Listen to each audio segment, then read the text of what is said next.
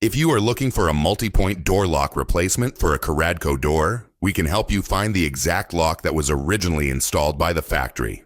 There were a few lock brands that Caradco used throughout the years.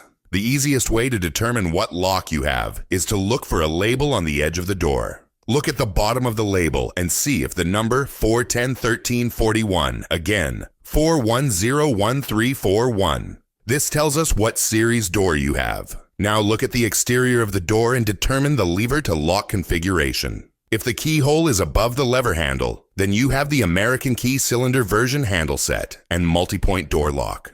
If you look on the edge of the door where you see the multi-point lock strip, you will notice the lock strip metal is 3/4 of an inch wide and made of stainless steel. If the keyhole is below the lever handle, then you have the European handle set and door lock. You will notice that the lock strip faceplate on the edge of the door is 5/8 wide and made out of stainless steel or just steel. These small details will help us determine the factory specified replacement lock that repairs your Caradco door. If you need any more help, you can always give us a call to get help. Call us at 954-804-1044, or you can always send us an email and photos to hoppelocks@gmail.com. We keep these replacement locks in stock and ready ship out directly to you.